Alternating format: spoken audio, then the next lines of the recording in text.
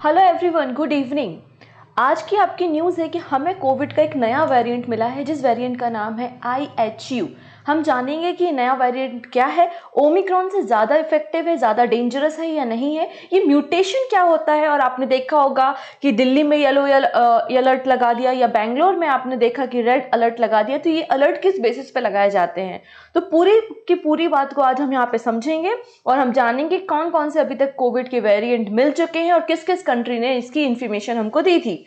Start करते हैं आज का हमारा सेशन। अगर अभी तक आपने परचम का टेलीग्राम ज्वाइन नहीं किया है तो परचम का टेलीग्राम ज्वाइन कर लीजिए, और अगर आज की क्लास की PDF चाहिए है तो परचम की वेबसाइट से आपको आज की क्लास की PDF मिल जाएगी। हमारी न्यूज़ है, नया कोविड वेरिएंट IHU डिस्कवर किया गया है, फाइंड किया गया है। कहाँ पर? फ्रांस में डिटेक्ट किया गया है इसे। फ्रांस में इसे डिटेक्ट किया गया है। अगर आप यहाँ पे यूरोपियन कंट्री फ्रांस में पहुंचेंगे तो यहाँ पे एक सिटी है जिसका नाम है मार्सेले। यहाँ पर इस नए कोविड वेरिएंट को डिटेक्ट किया गया है। हालांकि जो नवंबर में RT-PCR टेस्ट हुआ था उसके बाद इसे डिस्कवर किया गया है, इसे डिटेक्ट किया गया है ना। अब इसका जो नाम है, इसका जो साइंटिफिक नेम है वो है B16402। ये इसका साइंटिफिक नेम है, लेकिन ये जो जिस प्लेस पे, जिस यूनिवर्सिटी के साइंटिस्ट के द्वारा इसे डिस्कवर किया गया है, इसलिए इसका नाम IHU रखा गया है। इसका डायरेक्ट रिलेशन बताया जा रहा है अफ्रीका कॉन्टिनेंट के कैमरून से। ऐसा बोला जा रहा है कि कैमरून में ये फाइंड किया गया था, डिटेक्ट नहीं हुआ था। यहाँ से कोई पर्सन जो है वो यहाँ पर पहुंचा था और उसके बाद उस पर्सन पे ये वायरस देखा गया है। और अभी तक फ्रांस में 12 लोग जो हैं वो इस वायरस से डिटेक्टेड पाए गए हैं, इन्फेक्शियस पाए गए हैं। तो इसका नाम क्या है? IHU है। IHU Mediterranean infection. इसका जो साइंटिफिक नेम है इस वेरिएंट का वो है B16402। ठीक है। अभी 12 केसेस इसके डिस्कवर हुए हैं, फाइंड किए गए हैं। अफ्रीकन कंट्री कैमरून से इसका रिलेशन बताया जा रहा है। इस वायरस का जो पहला केस देखा गया था तो उसके लिए RT-PCR टेस्ट किया गया था नवंबर में, उसके बाद इसे डिटेक्ट किया गया है। मतलब इसका ये मतलब हुआ कि ये जो वायरस आया है नया, इसको RT-PCR टेस्ट से डिटेक्ट किया जा सकता है। तो इतना बड़ा कंसर्न नहीं, क्योंकि कई बार क्या होता है कि नया वेरिएंट, नया म्यूटेटेड वर्जन जब आता है वायरस का, तो हो सकता है हमारे पास जो ऑलरेडी टेस्ट है उनमें वो डिटेक्ट ना हो, तो एक बहुत बड़ा कंसर्न बन जाता है। लेकिन अब इस बात को WHO को इन्फॉर्म कर दिया गया और WHO का कहना है कि फ्रांस के अलावा अभी तक कहीं और किसी और कंट्री से ऐसे वायरस के जो केसेस है वो रिपोर्ट नहीं हुए हैं। तो अब यहाँ पे ये देखना है कि कितनी जल्दी ट्रांसमिटेबल होता है, कितना म्यूटेट हुआ है, इस पे रिसर्च करनी है और उसके बाद फिर WHO बताएगा ये वेरिएंट ऑफ कंसर्न है या नहीं है। ठीक है। तो variant of concern like Omicron ये है या नहीं है, इस बात की पुष्टि अभी तक WHO ने नहीं की है, लेकिन अपकमिंग डेज में WHO इस बारे में बता देगा कि ये वायरस कैसा है, ओमिक्रॉन से ज्यादा डेंजरस है या नहीं है, ज्यादा कम्युनिकेबल डिसीजेस है या नहीं है, और वेरिएंट ऑफ कंसर्न में इसको शामिल किया जाना चाहिए या नहीं। आप सोच रहे होंगे मैडम ये वेरिएंट ऑफ कंसर्न क्या होता है। तो देखिएगा, यहाँ पर कोई भी वायरस होता है तो WHO के द्वारा उस पर कुछ ग्रेडिंग की जाती है ना। कैसे ग्रेड दिए जाते हैं? तो ग्रेड ऑफ कंसर्न में होता है एक वेरिएंट ऑफ इंटरेस्ट, एक होता है वेरिएंट ऑफ कंसर्न और एक होता है वेरिएंट ऑफ हाई कॉन्सिक्वेंसेस। तो वेरिएंट ऑफ इंटरेस्ट का मतलब है कि नया स्ट्रेन डिस्कवर हुआ है, उस पर रिसर्च हो रही है, उसके सैंपल मिले हैं, लेकिन अभी तक कुछ कहा नहीं गया है। वेरिएंट ऑफ इंटरेस्ट जो होता है वो उतनी जल्दी ट्रांसमिटेबल नहीं होता। वेरिएंट ऑफ कंसर्न जो होता है वो कम्युनिटी स्प्रेड हो जाता है, बहुत जल्दी उसका ट्रांसमिशन हो जाता है और फास्टर ट्रेवल करता है ये, तो ये कहलाता है वेरिएंट ऑफ कंसर्न। जैसे कि डेल्टा वेरिएंट कितने पूरे कंट्रीज में, वर्ल्ड की सारी कंट्रीज में कितनी जल्दी वो फैला हुआ था, और वेरिएंट ऑफ कंसर्न में ओमिक्रॉन को भी शामिल किया गया है। ठीक है। तो इस तरीके से वेरिएंट ऑफ कंसर्न जो है उसमें ओमिक्रॉन को शामिल किया गया। अब WHO ये हमें बताएगा कि जो ये नया वेरिएंट हमको मिला है, जो कि ऑब्वियसली वुहान स्ट्रेन से ज्यादा डेंजरस है ही, ओमिक्रॉन से ज्यादा डेंजरस है या नहीं है, इसको वेरिएंट ऑफ कंसर्न में शामिल किया जाना चाहिए या नहीं किया जाना चाहिए। चलिए अब हम बात करते हैं कुछ और जो हमारे वेरिएंट ऑफ कंसर्न है जो डिस्कवर किए गए वायरसेस हैं उनके बारे में भी हम बात कर लेते हैं। देखिए, अल्फा, बीटा, गामा और डेल्टा ये वेरिएंट भी हमको ऑलरेडी डिस्कवर किए जा चुके हैं। पहला केस जो अल्फा का वेरिएंट का मिला था वो UK में मिला था। बीटा का जो वेरिएंट मिला था वो साउथ अफ्रीका में मिला था। गामा ब्राजील में, और डेल्टा जो वेरिएंट है जिसका नाम B16172 है, इसको इंडिया में खोजा गया था। और इसके बाद अब जो नया मिला है हमको, वो क्या मिला है, कंसर्न ओवर मोर इन्फेक्शियस वायरस वेरिएंट, जो कि साउथ अफ्रीका से हमको मिला है, जिसका नाम है ओमिक्रॉन। हालांकि इसका पहला केस बोत्सवाना में आया था, लेकिन बोत्सवाना में जब ये डिटेक्ट किया गया था तो उसको WHO में इन्फॉर्म नहीं किया गया था। फिर जब यही केस साउथ अफ्रीका में डिटेक्ट किया गया, तब इसको जो है वो WHO को इन्फॉर्म किया गया, तो पूरी वर्ल्ड को पता चल गया कि साउथ अफ्रीका में एक नया वेरिएंट मिला है जिसका नाम ओमिक्रॉन है। ठीक है, जिसका नाम क्या है, ओमिक्रॉन, ये हमको पता चला। और उसके बाद क्या किया, हमें जब वुहान स्ट्रेन के बारे में इंफॉर्मेशन नहीं थी, चाइना ने जब हमको वुहान के बारे में इंफॉर्मेशन नहीं दी थी, और जब उसका कम्युनिटी स्प्रेड होना लगा था, तब हमें पता चला था ऐसा कोई नया वायरस डिटेक्ट हुआ है। साउथ अफ्रीका तो इस मामले में कितना अच्छा है कि उसने जैसे ही वायरस डिटेक्ट हुआ तो उन्होंने WHO को इन्फॉर्म किया, और उसके बाद हमने क्या किया, सभी कंट्री स्पेशली USA ने क्या किया, इस पे ट्रेवल पे बैन लगा दिया, इस पे रीजनेबल रिस्ट्रिक्शन इम्पोज कर दी, और इसकी इकोनॉमी को 2 ही दिन में क्या कर दिया, बहुत ही नीचे गिरा दिया। तो ऐसे में भविष्य में क्या होगा कि नया वायरस डिटेक्ट होगा, नया वेरिएंट होगा, तो वो कंट्री बताने से झिझकेगी, वो नहीं बताएगी, वो सोचेगी अगर मैं बताऊंगा या तो क्या होगा, हमारे ऊपर तो रिस्ट्रिक्शंस लगा दिए जाएंगे, हमने तो अच्छा काम किया है। चलिए आगे हम बात करते हैं। ये जो नाम है ये आपको ग्रीक अल्फाबेट्स के अकॉर्डिंगली दिए जाते हैं। यहाँ पे आप देखेंगे ओमिक्रॉन का जो साइंटिफिक नेम था वो V11529 था, और ये मल्टीपल कंट्रीज में फैल चुका है, लेकिन पहला केस बोत्सवाना में आया था, लेकिन यहाँ पे साउथ अफ्रीका से पहली आइडेंटिफिकेशन की गई है बाय द WHO। क्लियर हो गया इतनी चीजें। अब क्वेश्चन ये है कि देखिएगा यहाँ पे 2 कैटेगरी है, जैसा कि मैंने कहा वेरिएंट ऑफ कंसर्न में अल्फा, बीटा, गामा, डेल्टा और ओमिक्रॉन है। डेल्टा याद रखिएगा May 11, 2021 में इंडिया में पाया गया था।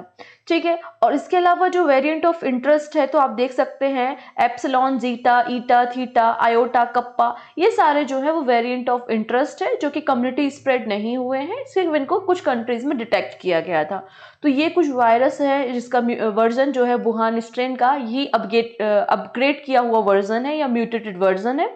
अभी तक इतने वायरस को डिटेक्ट किया जा चुका है जो कि वेरिएंट ऑफ कंसर्न और वेरिएंट ऑफ इंटरेस्ट में शामिल है। तो अब यहाँ पे लगातार बोला जा रहा है कि ये जो नया वायरस डिटेक्ट हुआ है IHO, इसमें ओमिक्रॉन से ज्यादा म्यूटेशन देखे गए हैं। मतलब ये ओमिक्रॉन से ज्यादा इन्फेक्शियस है, ज्यादा डेंजरस है। अब ये म्यूटेशन मतलब ये जो प्रोटीन स्पाइक आपको दिखती हैं, इसी के जरिए ये वायरस होस्ट सेल में मतलब ह्यूमन बॉडी में इंटर करता है, डुप्लीकेट कॉपी बनाना शुरू करता है और इन्फेक्शन फैलाना शुरू करता है। मतलब जितने ज्यादा ये प्रोटीन स्पाइक होंगे, जितना ज्यादा म्यूटेशन होगा, वो उतनी जल्दी इन्फेक्शन फैलाएगा, उतनी जल्दी ट्रांसमिट होगा from the one person to another person. बोला जा रहा है कि ओमिक्रॉन से ज्यादा म्यूटेशन जो है वो IHU में देखे गए हैं, लगभग 46 म्यूटेशन यहाँ पर देखे गए हैं, जबकि ओमिक्रॉन में 32 के आसपास म्यूटेशन को देखा गया था।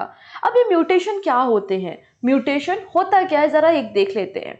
तो कोई भी बेसिक सेल है, कोई भी बेसिक स्ट्रक्चर है, उसके जीनोम सीक्वेंस में चेंज होना, जीनोम जो जेनेटिक स्ट्रक्चर है उसमें जो चेंजेस होना होता है उसको म्यूटेशन कहते हैं। हमें पता है कोई भी सेल होती है उसमें DNA पाया जाता है, RNA पाया जाता है, और DNA एक जेनेटिक मटेरियल होता है। DNA का हर एक DNA का अपना एक सीक्वेंस होता है, और जब इसके सीक्वेंस में जब ये अपनी रिप्लिकेट कॉपी बनाता है और उसके सीक्वेंस में कुछ चेंजेस आते हैं, हो सकता है कोई एक सीक्वेंस डिलीट हो गया हो, कोई नया सीक्वेंस इंसर्ट किया हो, या किसी सीक्वेंस की डुप्लीकेट कॉपी बन गई हो, तो ऐसे केस को हम क्या कहते हैं कि म्यूटेशन हो गया है। तो a mutation is a change in a DNA sequence. Mutation can result from the DNA copying mistake made during the cell division. Clear हो गया? तो यही कहलाता है म्यूटेशन, जिसके कारण वो प्रोटीन स्पाइक आपको देखने को मिलती है। और आपको याद रखना है कि जो नया वायरस डिटेक्ट हुआ है इसमें 46 म्यूटेशन देखे गए हैं, जो कि ओमिक्रॉन से ज्यादा है। क्लियर है? तो ये वायरस A था, फिर उसके बाद ये म्यूटेट हुआ ओवर अ टाइम, और इसने अपने DNA सीक्वेंस को क्या कर लिया, चेंज कर लिया। इसी को हमने म्यूटेशन कहा है। इस डायग्राम से आप बिल्कुल अच्छे से समझ पाए होंगे कि म्यूटेशन होता क्या है। बेसिकली DNA सीक्वेंस की कॉपी बनना, डुप्लीकेट कॉपी बनना, डिलीट हो जाना, या फिर कोई नया इंसर्शन हो जाना, इसकी चेंजेस हो जाना DNA सीक्वेंस में, आपका म्यूटेशन कहलाया। ठीक है, अब ये जो प्रोटीन होते हैं बेसिकली एमिनो एसिड होते हैं। ठीक है, एमिनो एसिड और molecule that combine form of the protein, और प्रोटीन ही किसी बॉडी की बिल्डिंग ब्लॉक होती है। तो यहाँ पर 14 एमिनो एसिड सब्स्टिट्यूशन हुआ है, इंक्लूड NH5 E401Y और E484K ये प्रोटीन के नेम है और ये नई स्पाइक्स बनी हैं, ये नई स्पाइक्स को डिटेक्ट किया गया है। हालांकि ये जो स्पाइक है, इन स्पाइक्स को जो है पहले म्यूटेशन बीटा गामा थीटा और ओमिक्रॉन वेरिएंट में भी देखा गया था। यहाँ पर जो IHU में नया आपको यहाँ पे म्यूटेशन देखने को मिला है, तो ये प्रोटीन स्पाइक का है जो कि अल्फा वेरिएंट में भी डिस्कवर किया गया था। क्लियर? तो ये दो नए स्पाइक्स आपको यहाँ पे देखने को मिल रहा है। टोटल 46 स्पाइक्स आपको देखने को मिलेंगे यहाँ पर। अब यहाँ पर आप लोगों ने देखा होगा कि हर एक सिटी या कंट्री जो होती है वो अलर्ट जारी करती है according to the Covid cases. तो अगर पॉजिटिविटी रेट मोर देन 0.5% है फॉर द 2 कॉन्जिक्यूटिव डे, या फिर हमको 7 डेज में 1500 केसेस डिटेक्ट हुए हैं, तो उसको हम क्या बोलते हैं कि येलो अलर्ट आ गया है। जैसे कि दिल्ली में केजरीवाल ने येलो अलर्ट लगाया, मतलब 7 डेज में उनको 1500 केसेस मिले, या फिर पॉजिटिविटी रेट जो है वो 2 दिन में 0.5% पहुंचा। अगर यहाँ पे मोर देन 1% 2 कॉन्जिक्यूटिव डे में पॉजिटिव रेट पहुंचता है, या फिर 3500 केसेस 7 डेज में डिटेक्ट होते हैं, तो एम्बर लेवल यहाँ पे होता है। अगर 9000 केसेस 7 डेज में डिटेक्ट हो और पॉजिटिविटी रेट जो है वो 2% हो 2 कॉन्जिक्यूटिव डेज में, तो ऑरेंज अलर्ट को जारी किया जाता है। लेकिन अगर वहीं पे पॉजिटिविटी रेट 5% से ज्यादा हो 2 कॉन्जिक्यूटिव डे में, या फिर 7 डेज में हमको 16,000 केसेस मिल जाएं, तो उस केस में हम क्या इशू करते हैं? Red alert. ऐसा सुनने में आ रहा है कि कर्नाटका गवर्नमेंट के द्वारा रेड अलर्ट लगाया जा रहा है, ऐसा सुना है। अभी ज़्यादा हमको पता नहीं इस बारे में। बाकी हाँ, ये कुछ अलर्ट्स होते हैं जो कि according to the positivity rate और नंबर ऑफ केसेस जो मिल रहे हैं उसके अकॉर्डिंग लगाए जाते हैं। सो हमने क्या देख लिया? हमने देख लिया कि हमको एक नया वायरस मिला है फ्रांस में जिसका नाम है IHU। ठीक है, इसका जो रिलेशन है वो कैमरून से बताया जा रहा है। फिर हमने देखा कि एक और वायरस हमको मिला था जिसका नाम था ओमिक्रॉन। ओमिक्रॉन जो था वो बोत्सवाना में मिला था, लेकिन आइडेंटिफाई कहाँ पर किया गया था? साउथ अफ्रीका में। इसके बाद ये ओमिक्रॉन जो था वो वेरिएंट ऑफ कंसर्न था। हमें वेरिएंट ऑफ कंसर्न और वेरिएंट ऑफ इंटरेस्ट इस तरीके से 2 कैटेगरी WHO ने बताई है। तो अल्फा बीटा गामा डेल्टा और ओमिक्रॉन ये सभी वेरिएंट ऑफ कंसर्न में आते हैं। फिर हमने म्यूटेशन देखा, और म्यूटेशन के बाद हमने देखा कि कौन कौन से लेवल या अलर्ट जारी किए जाते हैं कोविड केसेस के अकॉर्डिंग। इन सब पे बेस्ड एक छोटा सा क्वेश्चन है जिसका आंसर आप हमको कमेंट सेक्शन में दीजिएगा। क्वेश्चन है, when a virus does not change is called a mutation. A virus with 1 or more new mutation is known as variant of the original virus. कौन सा स्टेटमेंट यहाँ पे सही है? केवल 1, केवल 2, बोथ 1 and 2, नीदर 1 नॉट 2। जो भी आंसर है कमेंट सेक्शन में बताइएगा, और घर पे रहिएगा, बार बार सैनिटाइज करते रहिएगा हाथों को, और मास्क को पहन के रखिएगा।